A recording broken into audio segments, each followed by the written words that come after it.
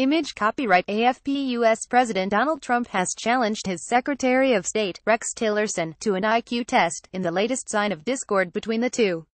He made the remark in a magazine interview when asked about reports that Mr. Tillerson had called him a moron. "I think it's fake news," Mr. Trump told Forbes, "but if he did that, I guess we'll have to compare IQ tests. And I can tell you who is going to win." Mr. Trump is due to have lunch on Tuesday with Mr. Tillerson. Reports have swirled of a schism in the Trump administration between the commander-in-chief and his top diplomat, as the U.S. faces a host of vexatious foreign policy conundrums, from North Korea to Iran. Last week Mr. Tillerson called a news conference to deny reports that he was considering quitting. Media playback is unsupported on your device. Media caption: Rex Tillerson says he never wanted to quit as Secretary of State, but the former ExxonMobil chief executive did not refute an NBC News report that he had called his boss a moron after a July meeting at the Pentagon. Earlier this month, Mr. Trump publicly undercut the former Texas oilman by tweeting that he was wasting his time trying to negotiate with nuclear-armed North Korea.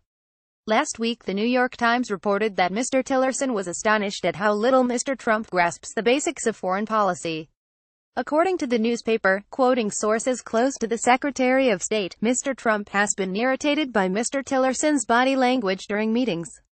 Mr. Tillerson is said to roll his eyes or slouch when he disagrees with the decisions of his boss.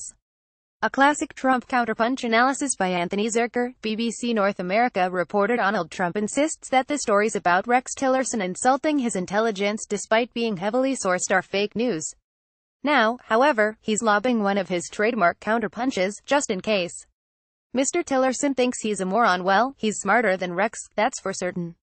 It's classic Trump, a slightly less juvenile version of the "I guarantee you there's no problem" retort Mr. Trump snapped off during a Republican debate when Senator Marco Rubio questioned the size of his, manhood. Mr. Trump tends to get touchy when people doubt his intellect. That's probably why the moron line has prompted such a furious response from the White House and State Department. During the campaign he said he doesn't have to consult generals because he has a very good brain, and told a rally in South Carolina that he was highly educated and has the best words. In August, he boasted that he was a better student and went to better schools than all his elite critics. Mr. Tillerson may have opened a difficult to repair rift with the president. While Mr. Trump is quite comfortable with insult trading, there's one topic that's clearly off limits.